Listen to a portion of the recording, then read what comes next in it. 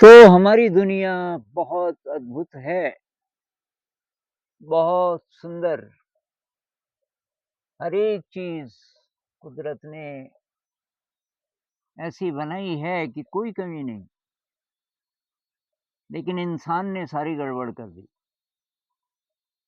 अगर इंसान जीना सीख जाता,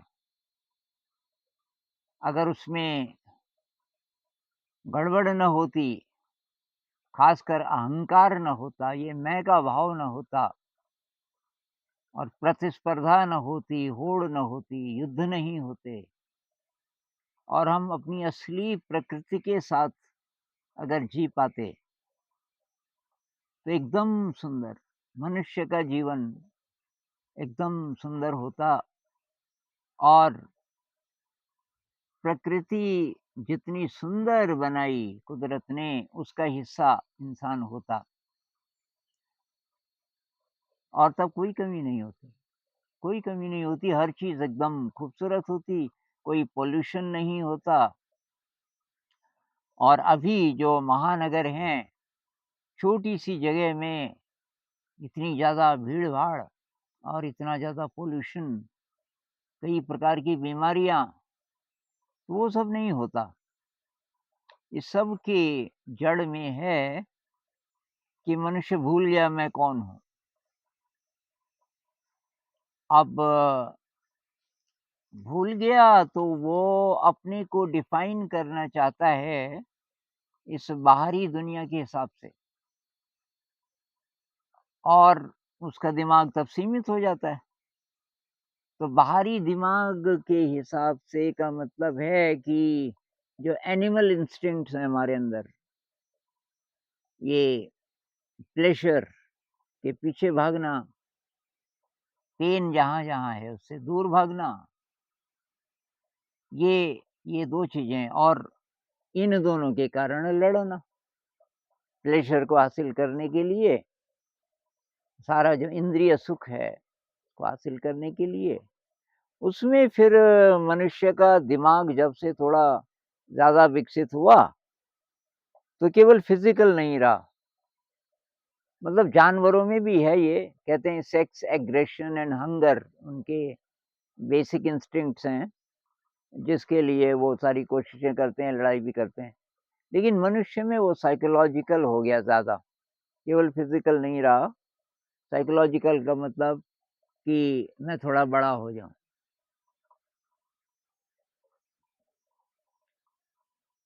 तो ये अहंकार का ओरिजिन क्या है, इसका रूप क्या है? किसी ने कमेंट में पूछा था। तो बेसिकली तो वही मैं का भाव, जब हम अपने को अलग मान लेते हैं औरों से, यहाँ इल्यूज़न है कि मैं अलग हूँ। मैं औरों से अलग हूँ और दूसरी बात कि मुझे डिफ़ाइन करना है, मुझे प्रूव करना है कि मैं कुछ हूँ। अब यहाँ से सारी गड़बड़ होती है, क्योंकि मैं कुछ हूँ की डेफ़िनिशन से संतुष्ट इंसान कभी होता नहीं।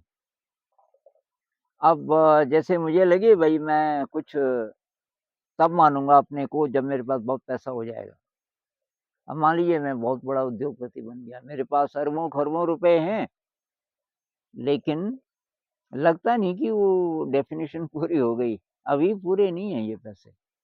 तो धन के पीछे, सत्ता के पीछे अ, फ़िज़िकल डोमिनेशन जैसे पहले था कि चंगेज़ खान कहाँ से कहाँ तक गया, ये सिकंदर कहाँ से कहाँ तक जीत लिया, मुझे विश्व विजयी बनना है। तो ईगो बढ़ता जाता है। जितना-जितना हम उसको मसाला देते हैं कि भई मैं का विस्तार हो जाए, मैं और बड़ा हो जाऊँ, मैं और फैल जाऊँ मटीरियल्स से और ये साइकोलॉजिकल जो वाह-वाह मिलती है उससे, तो उसके पीछे इंसान भागते पता नहीं मरते समय भी कितनों को रियलाइज़ होता होगा कि ये गलत दौड़ थी। मैं शायद गलत तरफ दौड़ रहा था, बहुत कम। बहुत कम। सारे ये जो फ़िल्मी एक्टर्स हैं और उनका ये है कि भई इतने फैन्स हैं मेरे, इतने लोग वाह-वाह करते हैं, पसंद करते हैं। जो अच्छी चीज़ें भी हैं, अब कलाकार जैसे अब एक्टिंग भी अच्छी चीज़ है वैसे तो क्रिएटिव चीज़ है। कोई सिंगर है बहुत बड़ा, क्रिएटिविटी, उससे तो नरिशमेंट मिलना था। तो नरिशमेंट मिलता लेकिन उसके साथ विकृति तब आ जाती है, जब अंदर ही आ जाता है मैं बड़ा सिंगर हूँ या मैं बड़ा पेंटर हूँ। तो जो बड़ा, किससे बड़ा? हम तुलना कर रहे हैं बार-बार से। तो सारी जो हमारी शक्ति है वो तुलना करने में लग जाती है, औरों के साथ कि मैं उससे बड़ा। मतलब मैं अपने को एक्सप्रेस करना चाहता हूँ, मेरे अंदर जो टैलेंट है, मुझे जो-जो अच्छा लगता है मैं उसको एक्सप्रेस करना चाहता हूँ। उसके एक्सप्रेशन में मैंने कुछ कर दिया। बहुत बढ़िया पेंटिंग्स बना दी। मैं बहुत अच्छा कोई इंस्ट्रूमेंट बजाने लग गया, मैं गाने लग गया, मैंने कोई विचित्र मशीन बना दी, कोई साइंस की बिल्कुल नई इन्वेंशन मैंने कर दी। लेकिन मैं कंपेयर नहीं कर रहा हूँ अपने आप को किसी से। मुझे खुशी इससे नहीं मिल रही है कि मैं उससे अच्छा हो गया, उससे अच्छा हो गया। बल्कि मुझे ये अच्छा लग रहा है क्योंकि जो सेल्फ एक्सप्रेशन है वो अच्छा लग रहा है। दुनिया चाहे तारीफ़ करे या ना करे उससे ज़्यादा मतलब नहीं। तो ये जब-जब ये होता है ना कि नई कार खरीद ली और उसमें बैठ कर के आदमी अब इधर-उधर देख रहा है, कोई जान-पहचान वाला लोग किस दृष्टि से देख रहे होंगे, वाह भई इसके पास ये कोई ख़ास ही आदमी है, ये अहंकार है। जब मैं मकान तिमंजिला इसलिए बनाना चाहता हूँ कि जो जिसके साथ मेरी टक्कर है उसने बना दिया बगल में, उसकी 2 ही मंजिल है, मैं 3 मंजिल वाला बनाऊँगा, ये अहंकार है और यही दुःख की जड़ है। इसके कारण सारे दुःख हैं। अब क्या करें? चाहिए तो खुशी, जो अहंकार वाला है उसको भी खुशी चाहिए, लेकिन वो गलत तरफ जा रहा है, उल्टी तरफ जा रहा है। उस तरफ थोड़ी देर के लिए अच्छा लगेगा, नई कार आपने ली, महँगी, बैठे उसमें, तो आपको लगा कि मैं कुछ हूँ, तब तक आपका जो प्रतिद्वंदी जिसको आप समझते हो, उसने आपसे भी बढ़िया कार ली हुई है, वो भी आता उधर से, आपकी कार के साथ आपका जो ईगो जुड़ा था वो ध्वस्त हो गया। अरे यार ये तो और भी अच्छा है, और भी अच्छी कार खरीद ली इसने तो फ़ायदा क्या हुआ? और इस चक्कर में ज़िंदगी बीत जाती है लोगों की। तो क्या करें? खुशी तो आती नहीं इस रास्ते से। तो ऐसे अवसर ढूँढने पड़ेंगे जब पता चल जाए कि हम एक हैं। इसका मुझे जो प्रैक्टिकल रास्ता, बहुत बढ़िया रास्ता जो मेरे को मिला 2 बल्कि, एक तो है मेडिटेशन। मेडिटेशन में सब एक हो जाते हैं, कितने भी लोग बैठे हों। कोई बहुत बड़ा सभागार है, मान लीजिए उसमें बहुत सारे कुछ हज़ार लोग बैठे हुए हैं। हम लोग अपने स्कूल की असेंबली करते हैं, तो उसमें 60-70 लोग और टीचर्स मिला के 80 तक बहुत बार, सब ध्यान में। वहाँ हम उसको छूते हैं जो हम हैं, कि हम विराट हैं, हम एक हैं, सब एक है। कोई मूल चीज़ है जिसको ईथरिक फ़ील्ड कह लो, कोई फ़ील्ड है एनर्जी का, उस फ़ील्ड का कुछ-कुछ हिस्सा फ़िज़िकली एक्सप्रेस हो जाता है गैलेक्सीज़ के रूप में, ये तमाम द वर्ल्ड्स के रूप में, हमारी पृथ्वी के रूप में, हमारे रूप में। और हम अगर उसमें उसको छू सकें, उस फ़ील्ड को, जैसे कबीर जी कहते हैं ना कि बूँद समानी समुद्र में, बूँद समुद्र का हिस्सा बन गई, तब ऐसा लगेगा कि हम हर एक इंसान एक ही समुद्र में है। एक ही समुद्र की बूँद हैं कह लो, लहरें हैं। कुछ देर के लिए लहर उठती है, फिर समाप्त हो जाती है। तो ये एक्सपीरियंस चाहिए मेरे ख़्याल से, हमें अगर खुशी चाहिए, तो ये एक्सपीरियंस चाहिए। तो ये अकेले भी आ जाता होगा, अकेले में बहुत ज़्यादा गहरे कोई ध्यान में चला जाए। हो सकता है कि ये वाली फ़ीलिंग आई, लेकिन जो सामूहिक संगीत है, सामूहिक ध्यान है, अभी 5 दिन का हमने एक शिविर किया था। बहुत सारे लोग आना चाहते थे, तो उनकी संख्या मेरे ख्याल से 200 से भी ज़्यादा हो जाती। तो वही कि आनंद जी को मिलना है, मैंने कहा भई मैं तो 1 ही घंटा बात करूँगा बस, और ये रोज़-रोज़ नहीं करूँगा। तो ये आयोजन हुआ कि भई कुछ ऐसा कुछ करें कि लोग इकट्ठे आ जाएँ कुछ लिमिटेड टाइम के लिए, तो हमने 5 दिन का एक गेट टुगेदर रखा, उसका नाम भी रख दिया ध्यान शिविर। हमने कहा भई आने दो, तो पहले दिन बहुत स्कैटर्ड था, सब लोग अलग-अलग जगह से। दूसरे दिन लगा थोड़ा-थोड़ा सेटल हो रहा है।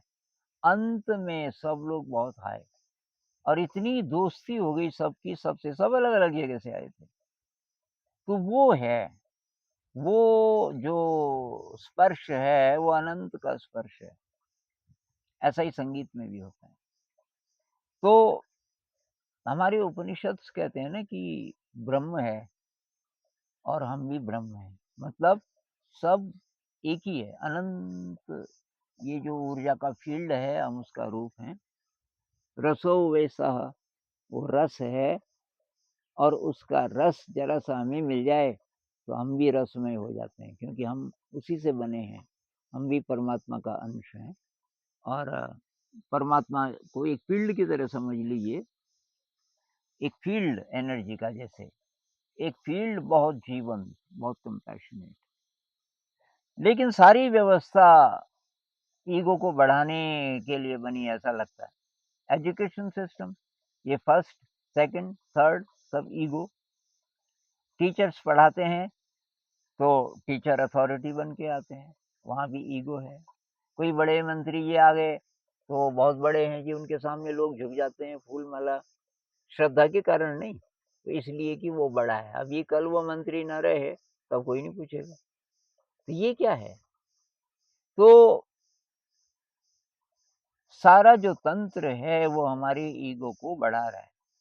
जितने एड्स हैं, ये कार खरीदो, ये वाला आप स्मार्टफ़ोन खरीदो, इससे आप ये होगा, इससे वो होगा, ये वाला साबुन, वो वाला साबुन, ज़्यादा खूबसूरत लगोगे।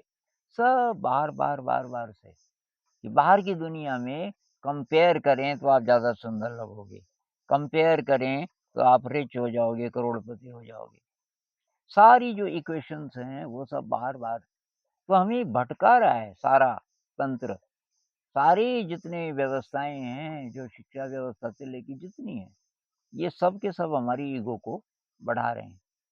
ये इल्यूज़न कि बाहर से मुझे कुछ भी जब मिलेगा, तब मैं खुश हो जाऊँगा, यहाँ है सारी गड़बड़। बाहर से आपको कुछ भी मिल जाए, आपको असली खुशी मिलने वाली नहीं है। जब ये पता चलेगा वो मेरे अंदर है सोर्स, तो तब शायद दिशा पलटे, अंदर की तरफ हम जाना शुरू करें, उसका रास्ता है मेडिटेशन। और मेडिटेशन के साथ-साथ और चीज़ें जो सपोर्ट करती हैं, क्रिएटिविटी, ह्यूमिलिटी, ग्रेटफुलनेस, निस्वार्थ सेवा, ये जो सारी क्वालिटीज़ हैं, ये उसमें मदद करेंगी। तो विद्या ऐसी हो, सा विद्या या विमुक्तये, जो हमें ये अहंकार वगैरह से मुक्त करे, उसको बोलते थे विद्या। अभी विद्या वो है जो अहंकार को बढ़ाए। तो इस पर हमें काम करना है, इंडिविजुअल लेवल पे, कम्युनिटी लेवल पे। अगर आप लोग शिक्षा से जुड़े हैं, वहाँ कुछ कीजिए, अहंकार बढ़ाने का काम मत कीजिए, ये परीक्षाएँ मत कीजिए, मूल्यांकन मत कीजिए बच्चों का, इससे अहंकार बढ़ता है, किसी के नंबर ज़्यादा, किसी के कम। और तरीके हैं, हम नहीं करते, ना हम ये वाला एग्ज़ाम करते, जिसमें नंबर देते हैं। किसी बच्चे को कोई ग्रेड नहीं, कोई नंबर नहीं, तो वहाँ कंपैरिज़न नहीं है।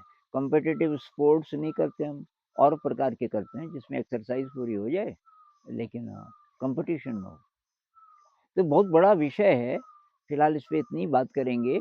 मुख्य बात ये है कि अहंकार के पार हम जा सकते हैं, और अहंकार के पार जाएँगे तो जो लेफ्ट ब्रेन की ये जो बक-बक है हमारे अंदर, बहुत सारे विचार, जिससे कि ये ओसीडी और ये बहुत प्रकार की बीमारियाँ जो आ रही हैं, स्ट्रेस वगैरह-वगैरह, उस सब से छुटकारा हम पा सकते हैं। बस एक बार स्पर्श करना है साइलेंस को, जो कि मेडिटेशन से आ जाती है, जो कि म्यूज़िक से आ जाती है, क्रिएटिविटी से आ जाती है।